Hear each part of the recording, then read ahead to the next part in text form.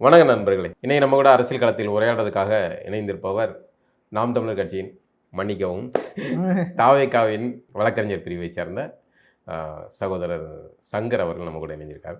வணக்கம் சார். பாருங்க, அடிக்கடி நீங்க வந்து நாம் அதாவது நீ என்ன சொல்ல வரீங்கன்னு எல்லாம் தெரியுது எனக்கு.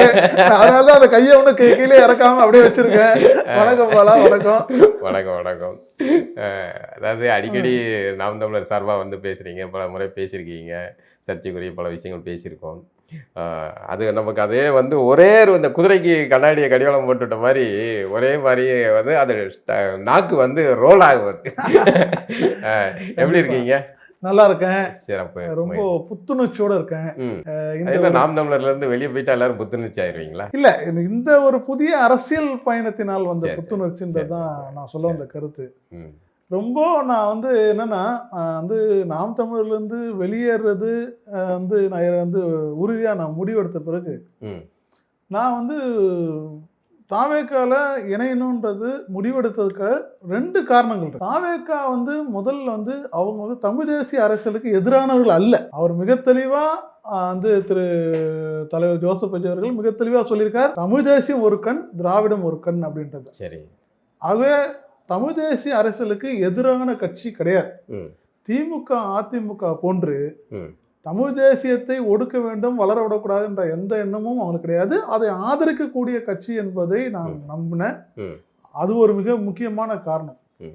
2வது, நான் வேட்பாளராக இந்த 26 சட்டமன்ற தேர்தலில் போட்டியிட்டு இருக்கேன்.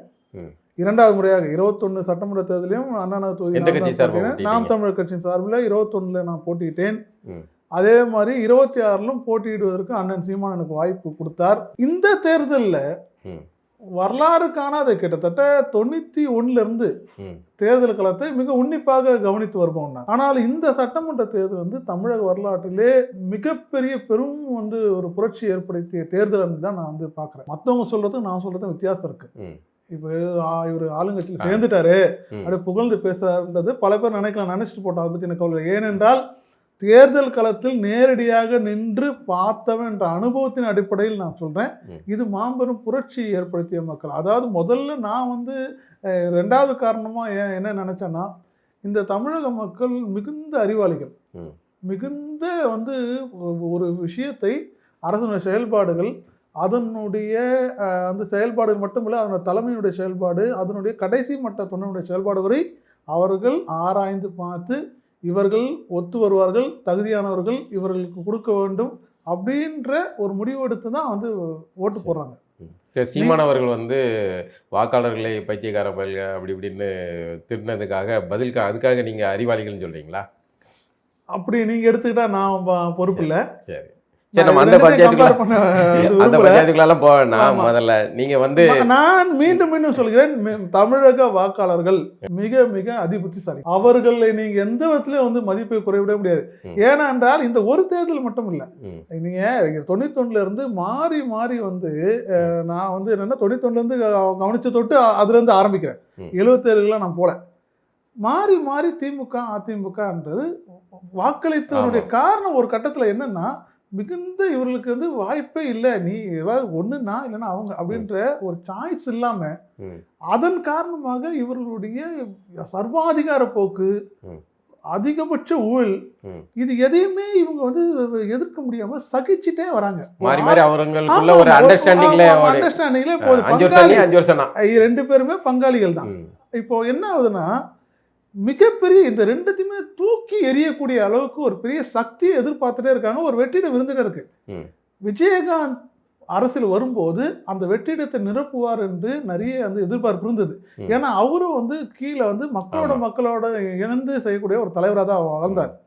ஆனால் ஆட்சி அமைக்கக்கூடிய அளவுக்கு ஒரு பெரும் வந்து சக்தி வந்து அவர்கிட்ட வந்து இல்லை.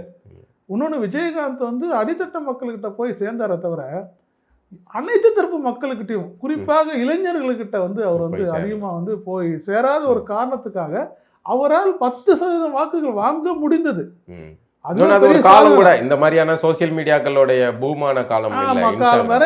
ஆனால் என்னன்னா இந்த 2 திராவிட கட்சிகளையும் வந்து வந்து புறக்கணிக்க அளவுக்கு ம். அவரால் வந்து அந்த அரசியலை வந்து கொண்டு போக முடியல. பின்னாடி அதே கட்சிகளோட ஆமா, அவர் கூட்டணி ஆமா, வைக்க கூட்டணி வேண்டிய. வச்சாங்க. அவர் மறைவுக்கு பிறகு அது ரொம்ப கட்சி வந்து வேற வழி இல்லாம தடுமாறி போனது வேற விஷயம். சரி. இப்போ விஜயகாந்த் செய்ய முடியாத அதாவது நான் சொல்ல வந்தது அந்த ஒரு பெரிய சக்தியை வந்து எதிர்பார்த்துட்டே இருந்தாங்க. ம். அந்த சக்தியாக விஜய் வந்து பார்க்குறாங்க. சரி.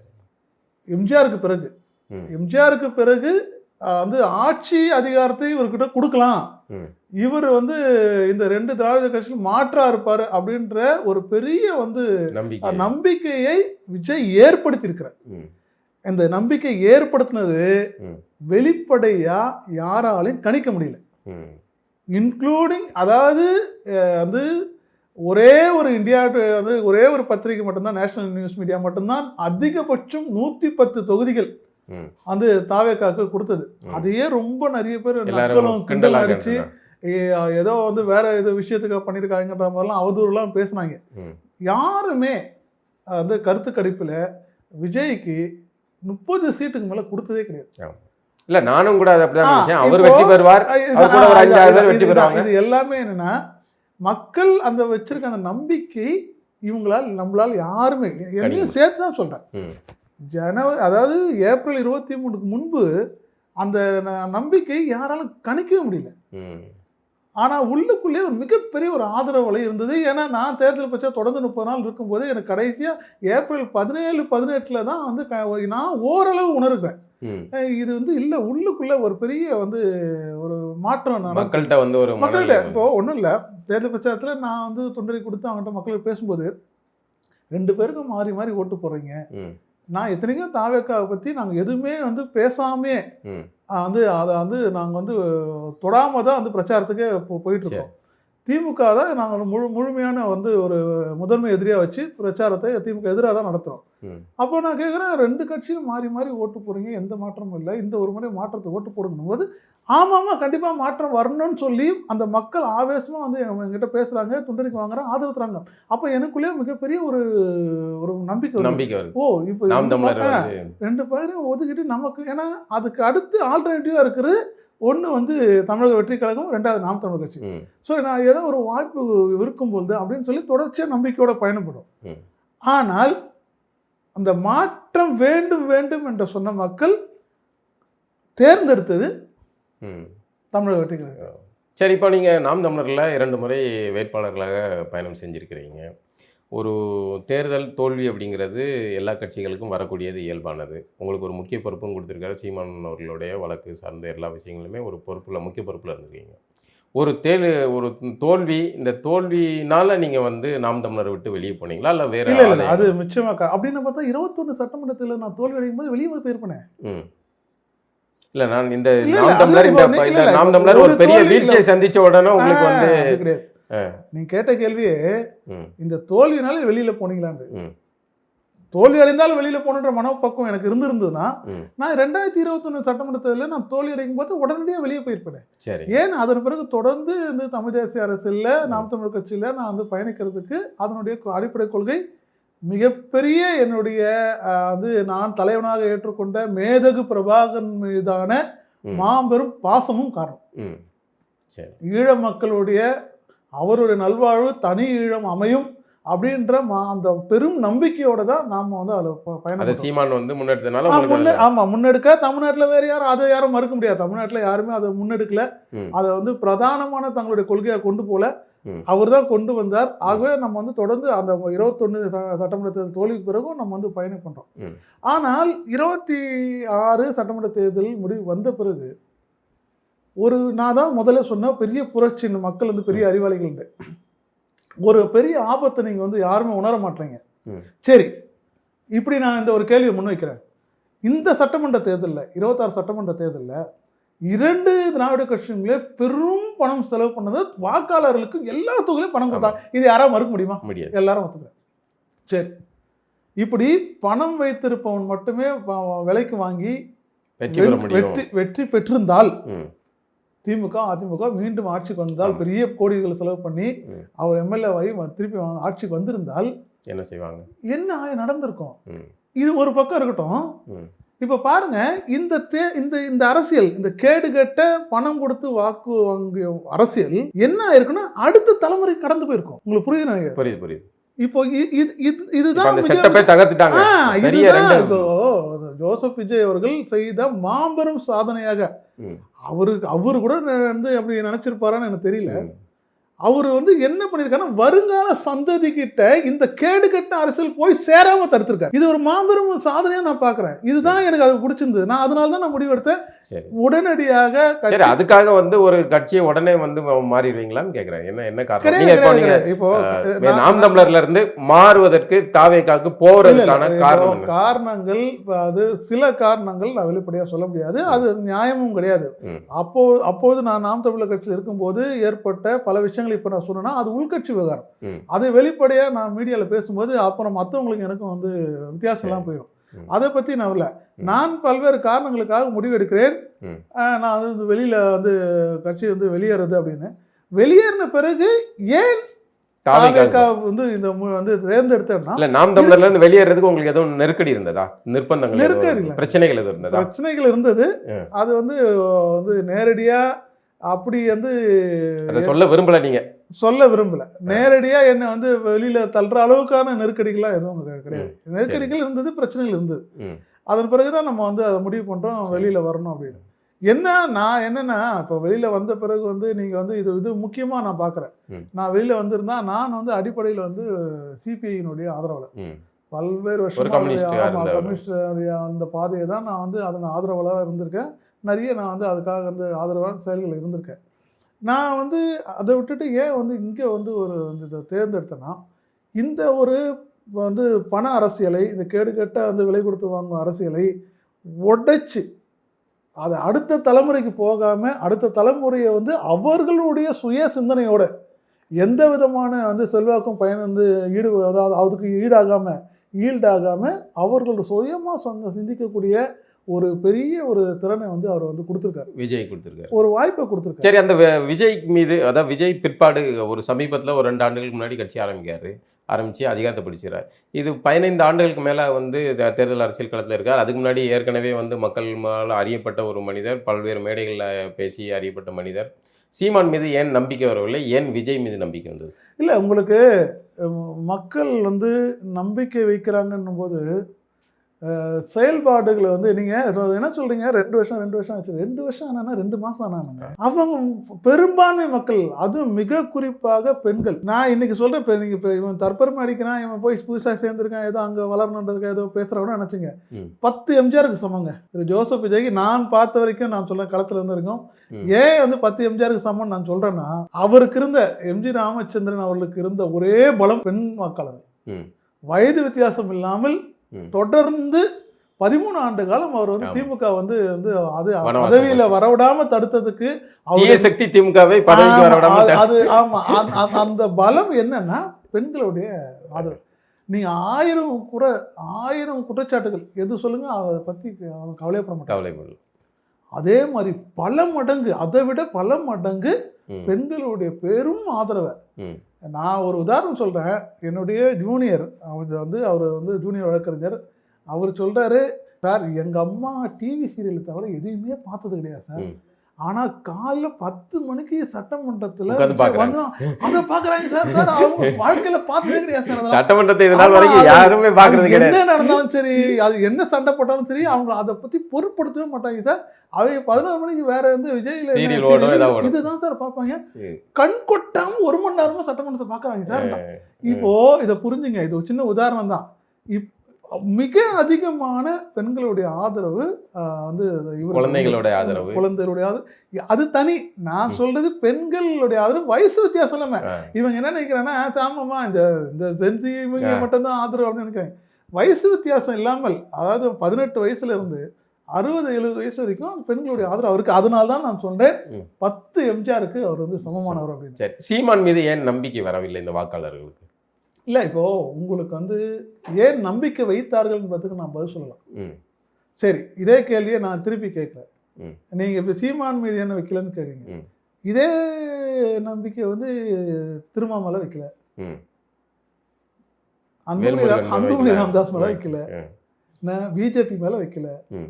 காங்கிரஸ் மேல வைக்கல, எடப்பாடி மீது வைக்கல. எடப்பாடி மேலே வைக்கல. ம்.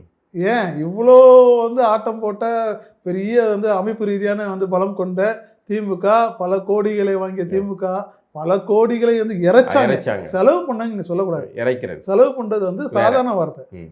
பல கோடிகளை தெருவில் இறைச்ச திமுகவை நம்பல. ம். இதுதான் வந்து இதுக்கு என்ன பதில் சொல்லுவீங்க? ம். சீமான் மட்டும் ஏன் வந்து நான் நம்பலன்னு கேட்க, ம். ஒட்டுமொத்தமா மற்ற தலைவர் எல்லாரையும் நிராகரித்து விட்டுதான் விஜய் தேர்வு. விஜயை தேர்ந்தெடுத்தது. ம். அது அப்படிதான் நான் பார்க்கறேன். சரி. ஒருவேளை ஸ்பெசிஃபிக்கா ஏன் இவரை மட்டும் நிராகரிச்சாங்கன்றத மக்கள்கிட்ட வந்து அவங்க அப்படி பார்க்கவே இல்லை. அப்படி பார்க்கல. அவங்க யார் வரணும்ன்ற யார் வரணும்னு எதிர்பார்த்தாங்க. யாரை தோக்கடிக்கணும்ன்றதெல்லாம் அவங்க வந்து முடிவு பண்ணல. அதுல விஜய்க்கு வரணும், விஜய்க்கு ஒரு வாய்ப்பு நல்ல கொடுக்கும், போடணும். இந்த 2 திராவிட கட்சிகளையும் வந்து ஒழிச்சு கட்டணும், இப்படி ஒரு முடிவு எடுக்கிறாங்க. அவருக்கு ஓட்டு போறாங்க.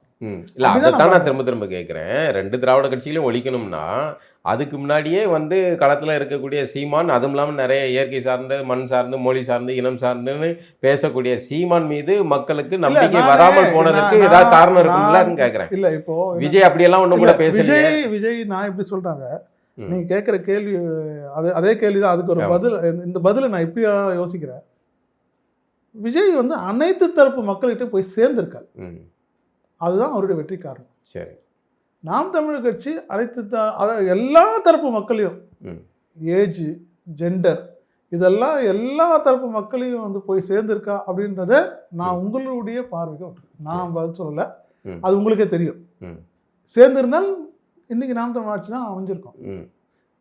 எங்க தவறு நடந்தது? நீங்க ஒரு முன்னாள் நாம் தமிழர் வேட்பாளராக சொல்லுங்க. நாம் தமிழர் கட்சியில என்ன தவறு நடந்தது?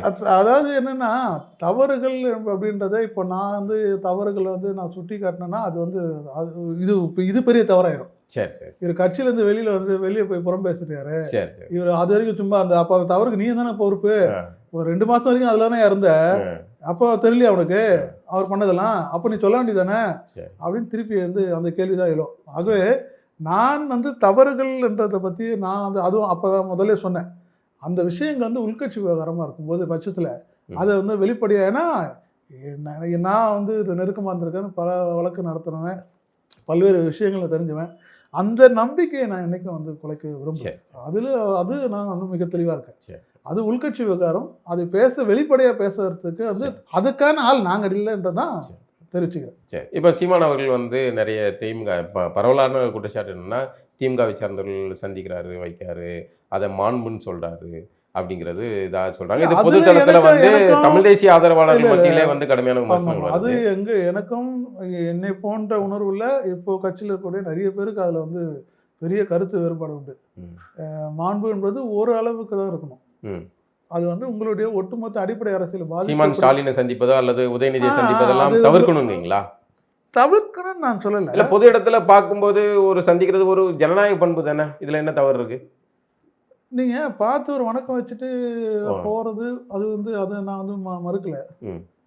மேடையை பகிர்ந்துக்கிறதும் ரொம்ப அன்னோன்யமான ஒரு வந்து வெளிப்படையான தோற்றம் ஏற்படுவதும் அதை வந்து தவிர்த்துக்கலாம்னு தோணுது. இல்லை, அந்த சந்திப்புகள்லாம் வந்து ஒரு பின்னடைவுக்கு காரணம்னு எடுத்துக்கலாமா?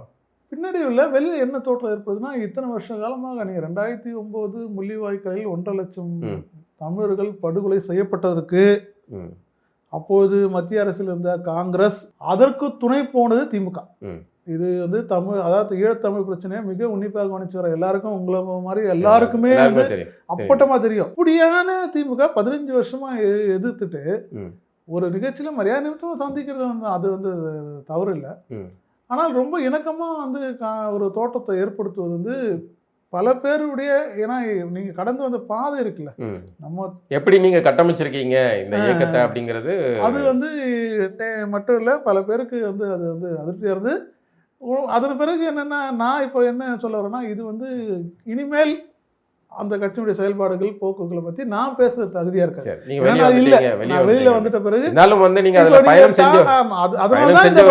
நான் கேட்கிறேன். நான் அதை வந்து உங்களை குற்றச்சாட்டை சொல்ல நானும் அதுக்காக உங்களை, அதாவது நான் வந்து பொதுவா, அதாவது நாம் தமிழர் கட்சியில வெளியே போறவங்களை கூப்பிட்டு வச்சு பேசி அது வந்து புரியுது. எனக்கு அந்த மாதிரியான ஒரு ஜேர்னலிஸ்ட் நீங்க இல்லைன்றது எனக்கு 100% தெரியும். அது நமக்கு அவசியம் இல்லை. நம்ம சரி தவறுகளை பேசக்கூடிய ஆமா. ஆட்கள். அந்த அடிப்படையில் தான் கேட்குறேன். இல்லை இந்த இப்போ தேர்தலுக்கு முன்பு ஸ்டாலின் அவர்களே வந்து ஒரு துக்கம் விசாரிக்கிறதுக்காக போய் சந்திக்கிற அந்த சந்திப்பு அது மாண்புன்னு சொல்லப்பட்டது.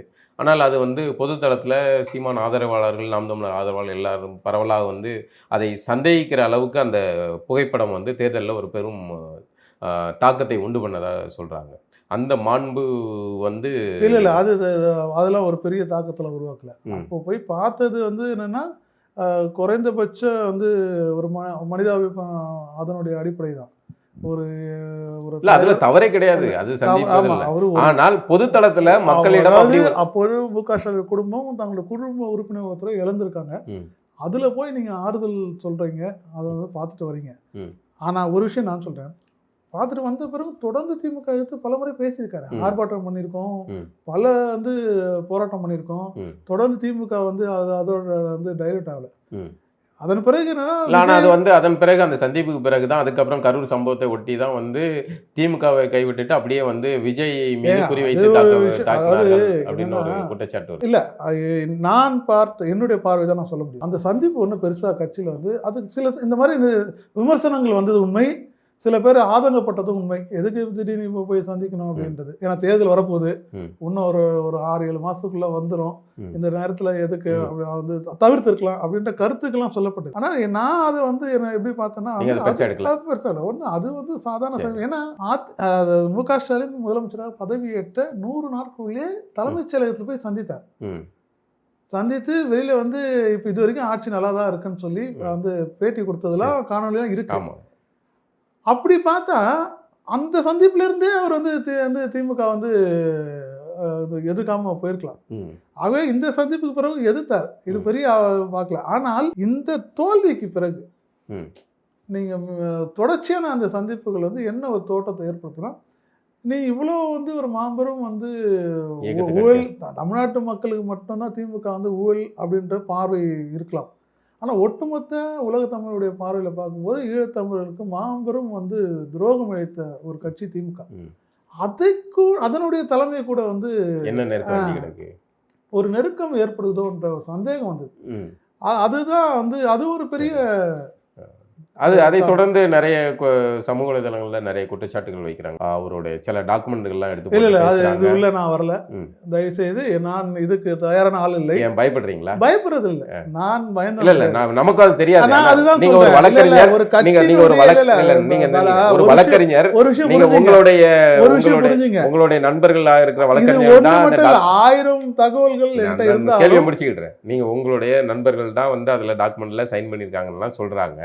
இது வந்து கிசுகிசுவாக்க பேசப்படுது. நீங்க ஒரு கூட இருந்த வழக்கறிஞர் அப்படிங்கிற அடிப்படையில் நான் கேட்குறேன். இது வந்து அதுதான் ஒரு என்னன்னா, ஒரு வழக்கறிஞரா நான் எனக்கு தெரிந்த பல்வேறு தகவல்களை நான் வெளிப்படையில் பேசுவது என் தொழிலுக்கு நான் செய்யும் துரோகமாக. நான் வந்து என்னோட கிளைண்ட்டு அதை வச்சு ஒரு கிளைண்ட்டு என்னோட நம்பி அவர் வந்து அந்த வழக்கு பற்றிய பல்வேறு தகவலை கிட்ட சொல்லும்போது இட் இஸ் வந்து என்னன்னா வந்து இல்லை எவிடன்ஸ் ஆக்ட்லேயே வந்து எங்களுக்கு ஒரு ப்ரொடக்ஷனே கொடுத்துருக்கான். போலீஸாக அதை எனக்கு கேட்க முடியாது. ஒரு இன்வெஸ்டிகேஷனில் இவர் இந்த அஃபென்ஸ் பண்ணிட்டு வந்த பிறகு சில விஷயங்கள் உங்கள்கிட்ட சொல்லியிருக்காரு, இதை பற்றி சொல்லுங்கன்னு என்ன போலீஸை கேட்க முடியாது. நான் எனக்கு அந்த ப்ரொடக்ஷன் இருக்குது சட்டப்படியாக. இட் இஸ் ப்ரிவிலேஜ்டு கம்யூனிகேஷன் சொல்லுவோம் between advocate and வந்து client. இந்த privilege நீங்க கேட்கறதுக்கு விளக்கம் கொடுத்துறேன். அப்படியான பல்வேறு தகவல்கள் இருக்கும்போது நான் வந்து நான் அரசியல் ரீதியா ஒரு பயணத்துல இருந்தேன். அதுல இருந்து வெளியில வந்துட்ட பிறகு அதை பத்தியான வந்து பேசுறது அதை பத்தியான வந்து நீங்க வந்து நீங்க ஒரு குற்றச்சாட்டு வைக்கிறத பத்தி இங்க கேள்வி இல்ல. இப்படியான குற்றச்சாட்டுகள் சொல்லப்படுது. அதை பத்தி உங்களுக்கு தெரியுமா? அதை பத்தியான அந்த ஏரியாக்குள்ளே போக இல்ல, எனக்கு எந்த கருத்தும் இல்லை. சரி, ஓகே, விட்டுருங்க. நம்ம இந்த ஏரியால இருந்து ஸ்கிப் ஆகி வெளியே போயிடும். சரி, ஓகே. இப்போ தாவேகாவுடைய ஆட்சி, அதுல நீங்க ஒரு பங்காளியா மாறிட்டீங்க. இப்போ அவர்களுடைய ஆட்சி எப்படி இருக்கு? நீங்க எப்படி கேட்டாலும் நீங்க நல்லா இருக்குன்னு ஆரம்ப கட்டத்துல, அதாவது உங்களுக்கு வந்து இப்போ மீண்டும் சொல்கிறேன், திமுக அதிமுக வந்து மாறி மாறி ஆட்சிக்கு வரும்போது ஒரு செட்டப் இருக்கு. அவங்க 10 போஸ்டிங்க திமுக ஆட்சிக்கு வந்தால் அந்த 10 பேர் யாருன்னு உடனே அவங்களே வந்து பிரிச்சுருவாங்க. நீ நீ இது இதே மாதிரி அதிமுகவில் இவங்களுக்கு முழுதாக இப்பதான் வந்து எல்லாத்தையுமே கட்சி புதுசா கட்டமைக்க வேண்டியிருக்கு. எல்லாத்தையுமே ஆரம்பத்துல இருந்து நீங்க வந்து கட்டின வீடுல குடி போகிறது ரொம்ப சுலபம் தானே. வீடு புது வீடு கட்டுறது ஒவ்வொரு செங்கலா வைக்கும்போது அதற்குரிய கொஞ்சம் டைம் வந்து தேவைப்படும். ஆனா அதற்குள் அந்த அந்த நேரம் எடுத்து ஒரு கட்டமைப்பதற்குள் வந்து இவங்க வந்து வருங்காலத்தில் மிக வலிமையான ஒரு சக்தியா மாறிடுவாங்க. அதை விடக்கூடாதுன்னு சொல்லி திராவிட முன்னேற்ற கழகம் தலைகீழ தண்ணி குடிச்சு பார்க்குது. அத்தனை ஃபேக் நியூஸும் பரப்பி பார்க்குறாங்க கண்ணா முன்னான்னு. நான் இன்னைக்கு கூட சொல்கிறேன், அந்த கோயம்புத்தூரில் அந்த ஒரு மாணவன் வந்து இறந்து போன அந்த செய்தி தினத்தந்தியில் இன்னைக்கு மிக தெளிவாக அது அந்த செய்தியை வந்து உண்மைத்தன்மை என்னன்றதை மிக தெளிவாக போட்டிருக்கு தினத்தந்தியில். அந்த மாணவருக்குள்ளே நடந்த கோஷி தகராறில் அந்த அந்த அடிதடியில் அந்த பையன் இறந்து போனாங்க. ஆனால் அதை இவங்க என்ன பண்ணுறாங்கன்னா, அந்த இப்போ வந்து காவல்துறைக்கு வந்து அந்த செய்தி வந்து அந்த அந்த வந்து போதைப் பொருளை பற்றிய செய்தி கொடுக்கப்பட்டு அது வந்து கசியப்பட்டதால் ஏற்பட்ட கொலை அப்படின்ற மாதிரி வந்து திசை திருப்ப பார்க்குறாங்க. இப்படி இந்த ஆட்சி வந்து நாளுக்கு நாள் வலிமை அடைந்து வருகிறது. இப்போது நான் ஒரு விஷயம் சொல்கிறேன், இந்த ஆட்சி வந்து பலவீனமாக இருக்குன்னு நினச்சேன்னா வேறு மாற்றுக் கட்சியிலேருந்து யாருமே வந்து அதிகமாக மாற்றுக் கட்சியில் பல வருஷம் மந்திரியாக இருந்தவங்க எம்எல்ஏ இருந்தவங்க இவங்கெல்லாம் வந்து சேர்வதற்காக தவிர்த்துருப்பாங்க. நாளுக்கு நாள் வலுவடையத்தோடு தான் வந்து மற்ற கட்சியிலேருந்து வராங்க. இப்போது திமுக என்ன பண்ணா இந்த ரொம்ப வலுவாக ஆகிட்டாங்கன்னா எந்த காலத்தில் இவங்களை வந்து நம்ம வந்து சேலஞ்ச் பண்ண முடியாது, வீழ்த்த முடியாது. அதுக்குள்ளே இதுக்குள்ளே ஏதாவது வந்து இவங்களை வந்து டீஸ்டாபிளைஸ் பண்ணணும், இவங்களை வந்து ஏதாவது நம்ம வந்து தொல்லை பண்ண முடியுமான்றதுக்கான முயற்சி தான் இது. ஆகவே இந்த ஆட்சியில் வந்து என்னென்னா ரொம்ப தெளிவாக நான் வந்து உங்களுக்கு வந்து சொன்னால் வந்து இப்போ நான் என்ன சொன்னாலும் இப்போ ஒரு வெளிப்படையாக ஒருத்தன் நியூட்ரலாக ஒருத்தன் சொல்லியிருந்தா நீங்கள் ஒத்துப்பீங்க. இப்போ நான் சொன்னேன்னு வச்சுங்க, லஞ்சம் ஒழிஞ்சுன்னு சொன்னால் நீங்கள் ஒத்துக்க மாட்டீங்க. எங்கள் சார் ஒழிஞ்சுது எல்லாம் அது கொஞ்சம் கொஞ்சம் அப்படி தான் நடக்குது அப்படின்னு. ஆனால் வெளிப்படையாக நான் சொல்கிறேன், பல்வேறு மிக முக்கியமான 3 துறைகள், ஒன்று ரிஜிஸ்ட்ரேஷன் டிபார்ட்மெண்ட்டு, இன்னொன்று ஆர்டிஓ ஆஃபீஸு, அது பிறகு வந்து ரெவென்யூ அதாவது தாசில்தார் ஆஃபீஸ், வருவாய்த்துறை, இந்த 3 துறையிலும் தான் தினம் லஞ்ச பணம் புழங்கக்கூடியது. நீங்கள் லஞ்ச பணம் வந்து மக்களை நேரடியாக வந்து பாதிக்கக்கூடியது. இப்போ ஒரு டெண்டர் விடுறாங்க, அந்த டெண்டரில் இவ்வளோ கமிஷன் போகுதுன்றது நேரடியாக மக்களை பாதிக்காது, மறைமுகமாக பாதிக்கும், நேரடியாக பாதிக்காது. ஆனால் இப்போ நீங்கள் ஒரு ப்ராப்பர்ட்டி வாங்குறீங்க, ரிஜிஸ்ட்ரேஷனில் போய் நின்ன உடனே இவ்வளோ பணம் லஞ்சம் கொடுத்தா இது நேரடியாக உங்களை பாதிக்குது. இந்த நேரடி பாதிப்பை கிட்டத்தட்ட 90% மேல் வந்து தாவேக அரசு இப்போ வந்து பத்திரப்பதிவு துறையில் லஞ்சமே இல்லாமல் தான் வந்து எல்லா பத்திரங்களும் நீங்கள் நான் சொல்கிறேன், எங்கேயோ 1-2 இடத்துல நடக்கலாம், அதை வச்சுட்டு நீங்கள் உடனே வந்து ஒளியிலைங்க இப்போ கூட கொடுத்தோம் அப்படின்னு சொல்லக்கூடாது. நான் சொன்னால் 90%. சில இடங்கள்ல சில பெருச்சாலைகள் இருக்கும், அந்த பெருச்சாலைகள் வந்து ஊழியர்களே வந்து சில இடத்துல வந்து மீட்டிங் போட்டு பேசியிருக்காங்க, அந்த செலவுக்குலாம் நாங்கள் எங்கே போகிறது. அந்த பெருச்சாலைகள் என்ன பண்ணோம்னா 30-40 வருஷமா தின்னு அரிச்சு தின்னு அவ்வளோ லேசில் நீங்கள் பெருச்சாலை வெட்ட முடியாது. அது ருசி கண்ட பெருச்சாலை இல்லையா, அது அப்படிதான் இருக்கும். ஆனால் 90% லஞ்சம் வந்து வெகுவாக வந்து ஒழிக்கப்படுது. ஏன் இதை ஏங்க பாராட்ட மாட்டீங்க? எனக்கு ஒன்றுமே புரியல. நல்ல விஷயங்கள் ஒரு கரெக்டான ஒரு கவர்மெண்ட் மிஷினரி, அதை வந்து பதவிக்கு வந்த கிட்டத்தட்ட ஒன்று 60-70 நாள் கூட ஆகலை. 70 நாளில் வந்து இவ்வளோ வந்து இந்த அளவுக்கு வந்து அதை தூய்மைப்படுத்த ஒரு முயற்சி நடக்கும்போது கண்டிப்பாக நம்ம அதை கட்சி சார்பு இல்லாமல் அதை வந்து ஆதரிக்க வேண்டிய கடமை தமிழ் தேசிய வந்து ஆதரவாளர்கள் மட்டும் இல்லை, கம்யூனிஸ்ட் ஆதரவாளர்களை யாராக இருந்தாலும் ஆசை பொதுமக்களாக அதை ஆதரிக்க வேண்டிய கடமை நமக்கு இருக்குது. மீண்டும் குறை சொல்லி இப்போது ஒரு விஷயம் நான் சொல்கிறேன், இதே திராவிட முன்னேற்ற கழகம் அவங்க மேலே குற்றச்சாட்டு வைக்கும்போது யாராவது எந்த அமைச்சராவது முன்னாள் அமைச்சர்களாவது நான் ஊழல் செய்யவே இல்லை, என் துறையில் ஊழல் நடக்கவே இல்லை, நான் ஊழல் செய்து ₹1 கூட நான் சம்பாதிக்கவே இல்லை அப்படின்னு சொல்லி கேட்டிருக்கீங்களா? இல்லை. ஆனால் எடுத்து உடனே என்ன சொல்லுவாங்க, நிரூபி, உடனே நிரூபியா, நான் ஊழல் பண்ண நிரூபிக்கா, நிரூபிச்சு காட்டு. ஆமாம், நீ வந்து வாங்கும்போது ஒரு 100 மீடியா பக்கத்தில் வச்சுக்கிட்டு ஒரு 10 பொதுமக்களை வச்சு தான் பணம் வாங்குவாங்க. இதுதான் நான் சொல்ல வரேன். இவர்களால் அப்படியே மிஞ்சி இதுக்கும் ஒரு பதில் இருக்கு. கேஎன்ஆர் தன் துறையிலே அந்த அந்த நியமனத்திலே இத்தனாயிரம் கோடி வாங்கியிருக்காரு, இத்தனை கோடி வாங்கியிருக்கான்னு சொல்லி இடி மிக ஆதாரபூர்வமாக அத்தனை வந்து ஆதாரங்கள் சேகரித்து டிஜிபிக்கு கடிதம் எழுது, நீங்கள் வந்து உடனடியாக எஃப்ஐஆர் போட்டிங்களா? சொல்கிறல்ல, நிரூபின்னு இடி நிரூபிச்சா இல்லை, பூர்வாங்க நான் சொல்கிறது 100% ஆதாரம் இல்லை, பூர்வம் பேசிக்காக ஒரு எஃப்ஐஆர் போகிறதுக்கு என்ன வந்து பிரைமா பேசி வந்து மெட்டீரியல் ஓடுமோ அதை கொடுத்தாங்கல்ல, நீ போட்டிருக்கணும்ல. ஒரு நியாயமான அரசு தான் நீ பண்ணியிருக்கணும்ல. இதுதான் இவங்க டாக்டிக்ஸை சரி. உடனே நிரூபி அப்படின்றது. ம். அதுதான் சொன்னேன், இவர்களால் என்னன்னா இந்த ஒரு இப்படி ஒரு அரசாங்கம் ஏற்பட்டதே இவங்க ஏன்னா தாங்க திமுக முடியல. வந்து இன்னும் வெளியே வரல, நம்ம தோத்துட்டோன்ற ம். அந்த அதிர்ச்சியில இருந்து இன்னும் வெளியில வரல. இன்னும் வெளியே இந்த வரல. கிட்டத்தட்ட 3 மாசம் ஆக போகுது. ம். இன்னும் அவங்க அப்படியே இருக்காங்க. ஐயோ எப்படி இது வந்து இல்ல. ஏதாவது டிராமாவா இருக்குமோ அப்படின்ற மாதிரி நான் ஏதோ நினைக்கிறாங்க. படம் ஓடுது, ஆமா. சர்க்கார் படம் ஓடிக்கிட்டு இருக்கு. சட்டமன்றத்துல முதலமைச்சராக விஜய் வருகிறார் பேசுகிறான்றதுலாம் இவங்க ஏதோ ஏதோ ஏதோ படம் ஓடிக்கிட்டு இருக்கு. படம் ஓடிட்டு இருக்கு, ம். சர்க்கார் படம் ஓடுது அப்படின்ற மாதிரி கனவுல இருக்காங்க. அதனுடைய பிரதிபலிப்பு தான் இது. ம். அந்த ஆதங்கத்துல தான் கண்ணாமண்ணு பேசுறது. ஆமா. அந்த ஆதங்கத்துல தான் சீமான் எலும்பு அவர்களும் வந்து உடைப்புன்ற அளவுக்கு போய் பேசுவதற்கான மனோநிலை எங்க இருந்து வரும் சொல்லுங்க பாப்போம். இதுதான் காரணம். ம். இல்ல அதே ஆதங்கத்துல இருந்து தான் எரிச்சல் இருந்தா ஜோசப் விஜய் அப்படிங்கிற விமர்சனத்தை சீமான் வச்சிருப்பாருன்னு நினைக்கிறீங்களா? அது முதல்ல தெளிவா இருந்த பல்வேறு விளக்கங்களை கொடுத்துட்டாங்க. ம். அது வந்து அவரு அந்த ஜோசப் விஜய்ன்றதை மறைக்கல. எச்சராக சொல்லும்போது அவர் வந்து இல்ல நான் வெறும் விஜய் தான் சொன்னாரா? இல்ல. ஆமா, ஏன் ஜோசப் விஜய் அவர் லெட்டர் பேட அவரு அனுப்பிச்ச லெட்டர் படுத்தாங்க. ஏங்க அதை நினைச்சா மறைக்க முடியாதா ஜோசப்ன்றத? ம். அதை அவர் மறைக்கவும் விரும்பல. அவர் வந்து வெளிப்படையா அவர் இல்ல சொல்றாரு. அது வந்து ஒரு இப்போ பெரிய அப்படி பெரிய இல்ல, காரணமா இப்போ எடுத்து சீமான் முதலமைச்சர் விமர்சனம். இல்ல நீங்க முதலமைச்சர் அது வந்து அது வரைக்கும் கூட நீங்க கேள்வி கேட்க உங்களுக்கு வந்து உரிமை கிடையாது. ஏன்னா முதலமைச்சரா ஆன பிறகு அபிஷியலா வந்து பேரு அந்த தான் நேம் என்ன வந்து எல்லா டிசிக்னேஷன்லையும் போட்டாகணும். ம். அப்போ ஜோசப் விஜயா அப்படின் போது முழு நேம் வந்து ஜோசப் விஜய்ன்னு சொல்லி அவர் சொல்றாரு. அதான் போடுறாங்க. ம்.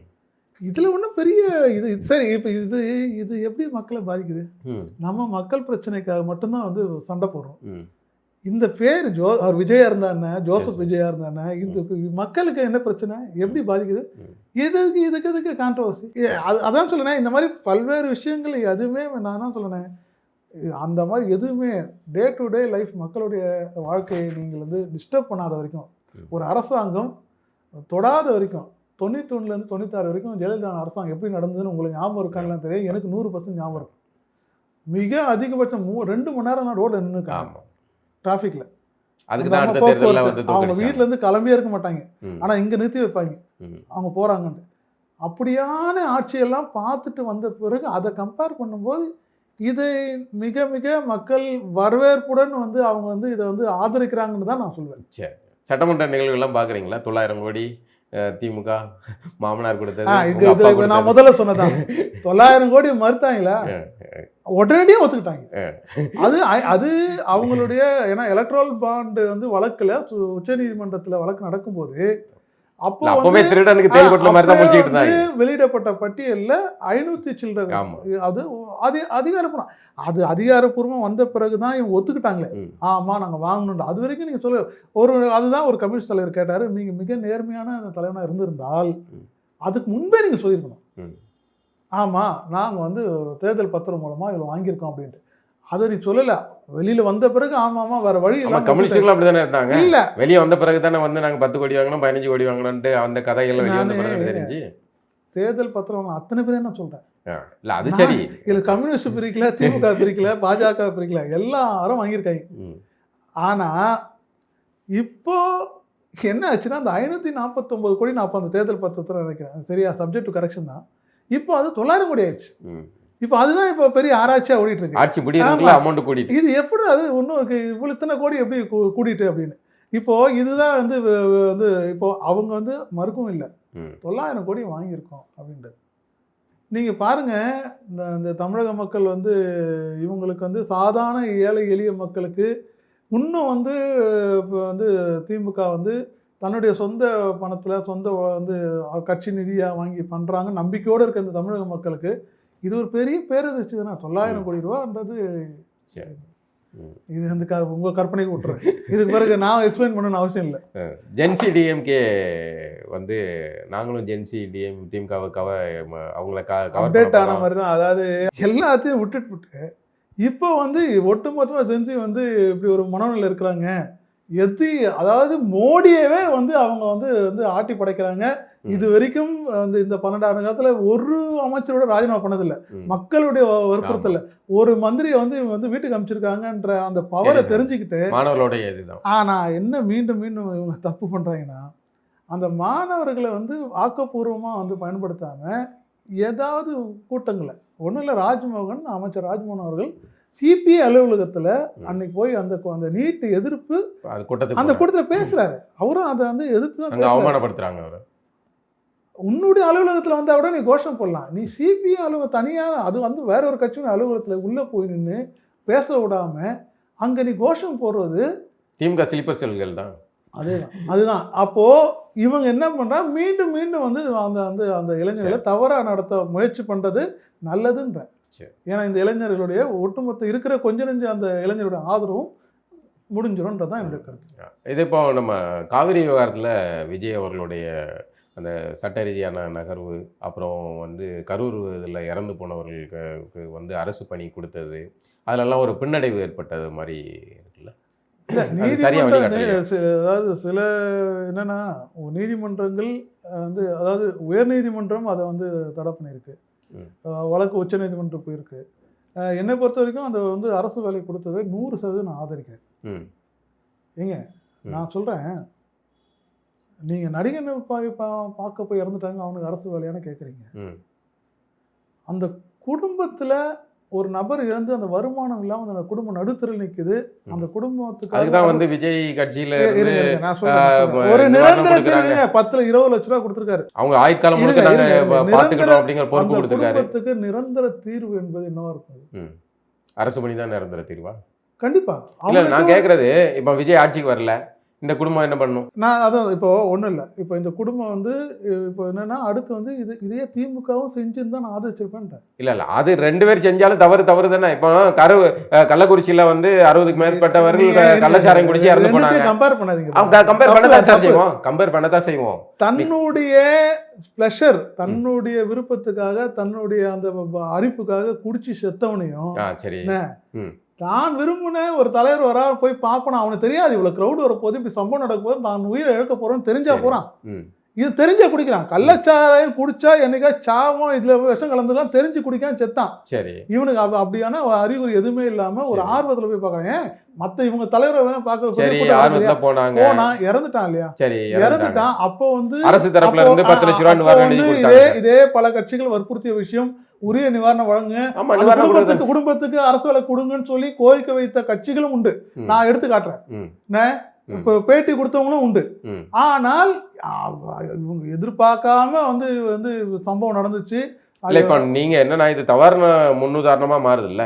இப்ப அரசு பணி கொடுக்கும் போது அடுத்து வந்து திமுக திமுக கட்சிக்காரங்க நான் கேட்கிறேன், பதவிக்கு வந்து 5 லட்ச ரூபா கொடு, 10 லட்ச ரூபா கொடுன்னு வாங்கிட்டு போட்டா அது வந்து உங்களுக்கு நல்லதா? தகுதியே இல்லாத ஒருத்தன் கிட்ட வந்து 20 லட்ச ரூபா 30 லட்ச ரூபா வாங்கிட்டு அது இன்ஜினியரிங் வந்து ஏஇ ஸ்கொயர்னு போட்டு தரீங்களா? அப்போ அதெல்லாம் ஒத்துக்கிறீங்களா? அப்ப உங்களுக்கு இந்த கேள்வி வரல? அந்த கேள்வி வரல. நீ துட்டு வாங்கிட்டு தானே போட்ட, ஏதோ நேர்மையா நான் வந்து படிச்சு வந்திருக்கேன், நான் அதிக மார்க் எடுத்து என்ன போல நீ கேட்கல? நீங்க கேட்க முடியல உங்களால? அதுக்கு அது வந்து வெளிப்படையா இல்லனாலும் உங்களுக்கு தெரியுது இல்ல? அது வெளிப்படை போடப்பட்ட நேரு மீது ஈடி வைக்கிற இப்ப வச்சிருக்க குற்றச்சாட்டு, அந்த நகராட்சி துறையிலே போடப்பட்ட இன்ஜினியரிங் அப்பாயின்மெண்ட் அத்தனையுமே பணம் வாங்கி போடப்பட்டது தான்.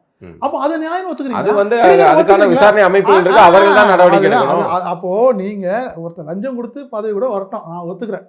ஆனா வந்து கருணை அடிப்படையில யாருக்கும் கொடுத்துக்கூடாது. அவன் செத்தது வந்து காரணம் வந்து அவனுடைய என்ன சொல்றது, ரசிகர் மனப்பான்மையை கூட வச்சுங்க. ஆனால் இறந்த பிறகு அந்த ஒவ்வொரு குடும்பத்தையும் வந்து கேர் பண்ண வேண்டியது, வந்து பாதுகாக்க வேண்டியது அரசனுடைய கடமை. அரசின் கடமையா விஜயின் கடமையா? விஜய் முதல்வர் ஆனத்தால் அது வந்து அரசு. விஜய் முதல்வர் ஆகலன்னா கட்சி தாவேக்காவுடைய கடமை. அவ்வளவுதான், தாவேக்காவுடைய கடமை செஞ்சுட்டு போனீங்கன்னா என்கிட்ட அதிகாரம் இருக்கும்போது நான் வந்து உங்களுக்கு அதை பயன்படுத்துறேன். திமுக கூட்டத்துல இந்த மாதிரியான ஒரு சம்பவம் நடக்குது. சரி, அப்ப அவங்க உங்க கூட்டத்தை சாவரவர்களுக்கு வேலை கொடுக்கறதுக்காக தான் கவர்மெண்ட் இருக்கா சார்? ஒரு விஷயம் நீங்க புரிஞ்சுக்கணும். நீங்க என்னன்னா, நீங்க எந்த பார்வையில பாக்குறீங்கன்னா, இது ஒரு முன்னுதாரணமா ஆயிருமோ அப்படின்ற பார்வையில பாக்குறீங்க. ஆமா, நான் அப்படி பார்க்கல. எனக்கு என்னை பொறுத்த வரைக்கும் இந்த மாதிரி சம்பவங்கள் இனி தவிர்க்கப்பட வேண்டும்ன்றதான் வந்து நம்மளோட விருப்பம். இந்த மாதிரி சம்பவம் நீயும் ஆசைப்படுவீங்களா? நான் ஆசைப்படுவேனா? கிடையாது. ஆனால் இப்படி சம்பவம் நடந்து விட்டது. அந்த குடும்பத்துக்கு ஒரு கண்டிப்பான ஒரு வந்து நிரந்தரமான வருவாய்க்கான ஒரு தீர்வு தேவை. அதை தான் நான் செஞ்சு கொடுத்துருக்கேன். இதே நீங்க அரசியல் காரணங்க பல்வேறு கட்சிகள் எதிர்க்கிறத நான் வந்து பாக்குறேன். அது புரிஞ்சுக்க முடியுது. அவங்க எது சொன்னாலும் அவர் 2 வாட்டி தும்முனா கூட வந்து பாருங்க 2 வாட்டி தும்மிட்டாருன்னு சொல்லுவாங்க. அது வேற விஷயம். ஆனா உங்களை போன்ற பத்திரிகையாளர்களும் வந்து இதை வந்து கேள்வி கேட்க தான் எனக்கு வினோதம். அதை நான் நீங்க 100% அதை ஆதரிக்கிறீங்க, நான் 100% அதை எதிர்க்கிறேன். அதை மக்கள் பார்வை. சரி, இன்னும் கடைசி இறுதி கேள்வி. அம்பாசமுத்திரம் தொகுதியில் போட்டியிடுறதுக்கு அவர் வந்து வெறித்தனமாக காத்திருக்காரு. எப்படி பார்க்குறீங்க? இடைத்தேர்தலில் சீமான் வெற்றி பெறுவாரா? இல்லை, அந்த ஆருடம் ஜோசியம்லாம் இப்போ நான் சொல்ல முடியாது. ம். அது அம்பாசமுத்திரம் தொகுதியுடைய அந்த மக்களுடைய முடிவு அது. ம். ஆனால் அவங்க நீங்கள் பார்த்தீங்கன்னா எல்லா இடைத்தேர்தலும் தொடர்ந்து நாம் தமிழர் கட்சி போட்டி இருக்குது. ம். எல்லா இடைத்தேர்தலும் போட்டிட்டு இருக்குது. ம். அதிமுக எல்லா இடைத்தேர்தலையும் நாம் தமிழர் போட்டியிட்டது, சீமான் போட்டியிடவில்லைல்ல. கட்சி போட்டிருக்குன்னு சொல்லுவாங்க. ஏன்னா ஈரோடு இல்ல, இப்ப இதுல அதாவது சுவாரஸ்யம் என்னன்னா, சீமான் போட்டியிடுகிறார் அப்படிங்கிறது தான் வந்து இதுல சுவாரஸ்யம். ஈரோடு இடைத்தேர்தலே வந்து அதிமுக பின்வாங்கியது. ம். அப்பயும் கூட வந்து நாம் நாம் தமிழர் தமிழர் வந்து போட்டியிட்டு போட்டி அது ஜனநாயக ரீதியான சண்டை போடுறது. அதனுடைய தொடர்ச்சியாக தான் நான் இதை பார்க்குறேன். சரி. இன்னொன்று அது உறுதியாக ஆகல. ம். அவர் வந்து அவர் திரு சீமான் அவர்கள் போட்டியிடுறாரா என்ன இல்ல, அவரே அறிவிச்சிருக்காரு. நீங்க உறுதியா சொல்றீங்க, அவரு வெறித்தனமா காத்திருக்காரு இடைத்தேர்தல் எப்போ வரும், எப்போ வரும். இல்ல, முடிவுகள் மாறுறதுக்கு உட்பட்டதுன்னு சொல்ல வரேன். அதனால அது மேபி இருக்கலாம். ஆனா வந்து அவங்க தொடர்ச்சியா வந்து அவங்க போட்டியிட தொட்டு இதை நான் ஒரு ஆச்சரியமான செய்தியா நான் பார்க்க வரல. சரி, சரி. ஏன்னா ஏதாவது ஒரு தேர்தல் கூட வந்து போட்டியிடாம இருந்ததில்லை. எல்லா தேர்தலையும் நம்ம வந்து கட்சி போட்டி இருக்கு. நாம் தமிழர் கட்சி போட்டிட்டு இருக்கு. அதன் ஒரு வடிவமா தான் அதனுடைய இது. ஒரு தொடர்ச்சியா தான் நான் பார்க்குறேன். இதுல ஒன்றும் ஆச்சரியப்பட்ட விஷயம் அது. ரொம்ப நன்றி நிகழ்ச்சிக்கு நன்றி வந்ததுக்கு. பாலா, நன்றி பாலா.